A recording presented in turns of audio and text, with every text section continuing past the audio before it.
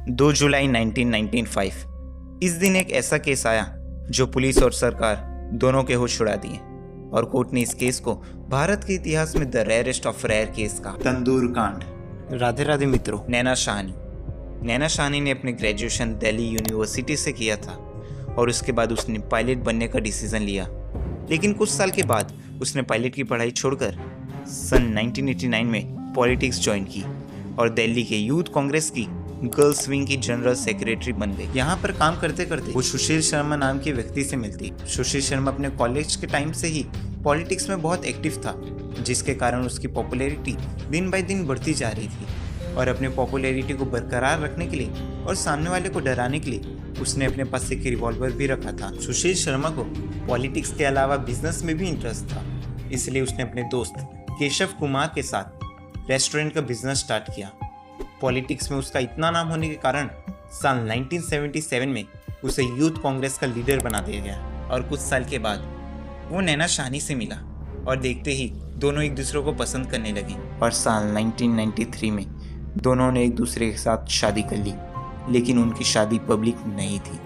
उनकी शादी के बारे में सिर्फ उनके पेरेंट्स को पता था। यहाँ तक कि उनके आसपास के लोगों को भी उनकी शादी के बारे में नहीं पता था, क्योंकि सुशील को लगता था कि उसकी शादी उसके सपनों के बीच में आ सकते हैं। और शादी के कुछ महीने बाद ही नैना और सुशील के बीच में छोटे छोटे बात में झगड़े शुरू हो जाते। ऐसे समय में नैना पूरे दिन एक फ्लैट में रहा करती, क्योंकि उनकी शादी पब्लिक नहीं थी, जिसके कारण ना ही वो किसी से मिल सकती थी और ना ही किसी से फ़ोन पे बात कर सकती थी। ऐसे समय में नैना अपने दोस्त मतलब करीम से बात किया करती, जो उसका एक्स बॉयफ्रेंड था। लेकिन ये बात सुशील को पसंद नहीं थी कि नैना मतलब करीम से बात करे। और एक रात जब सुशील शर्मा देर से घर लौटा तो उसने देखा कि नैना शाहनी किसी से फ़ोन पे बात कर रही है और सुशील को देखते ही उसने फ़ोन रख दिया और अपने कमरे में चली गई। और जब सुशील शर्मा ने उस नंबर पर वापस कॉल किया तो मतलब करीम ने फ़ोन उठाया और उसकी आवाज़ सुनते ही वो गुस्से से फ़ोन को रख दिया और तुरंत नैना शाहनी के पास गया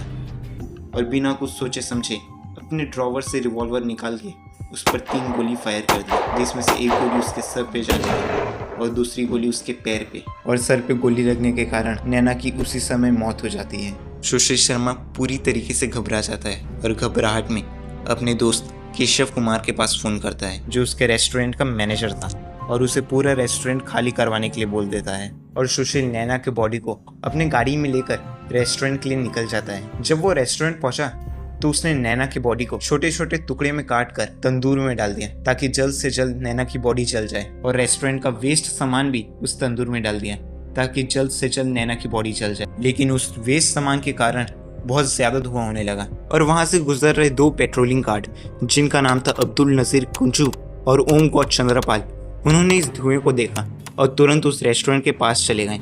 और तभी वहां से सुशील शर्मा आता है। जब कांस्टेबल ने इस धुएं के बारे में पूछा तो सुशील ने कहा कि वो रेस्टोरेंट का वेस्ट सामान चला रहे हैं। लेकिन कांस्टेबल को जरा शक हुआ और वो सुशील को धक्का मारकर रेस्टोरेंट के अंदर चल गए। और जब वो अंदर गए तो उन्होंने देखा कि केशव कुमार रेस्टोरेंट का वेस्ट सामान उस तंदूर के अंदर डाल रहा है।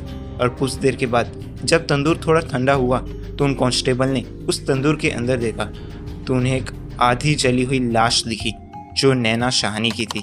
ये देखकर सुशील शर्मा मौका देखते ही वहां से भाग गए। लेकिन पुलिस ने केशव कुमार को अरेस्ट कर लिया और उसे कड़ी पूछताछ करने के बाद पुलिस को पता चला कि ये सुशील शर्मा की पत्नी नैना शाहनी की बॉडी है। और कुछ महीने बाद पुलिस ने सुशील शर्मा को भी अरेस्ट कर लिया और कड़ी पूछताछ के बाद सुशील ने ये कन्विंस कर लिया कि उसकी पत्नी नैना शाहनी की बॉडी है और उसकी हत्या उसे ने की है। और हाई कोर्ट ने सुशील शर्मा को फांसी की सजा सुनाई। लेकिन कुछ साल के बाद सुप्रीम कोर्ट ने फांसी की सजा रद्द कर सुशील शर्मा को लाइफ इम्प्रिजनमेंट की सजा सुनाई और 22 दिसंबर 2018 को सुशील शर्मा को तिहाड़ जेल से रिलीज कर दिया गया। और आज के समय में सुशील शर्मा एक मैरिज काउंसलर का काम करता है।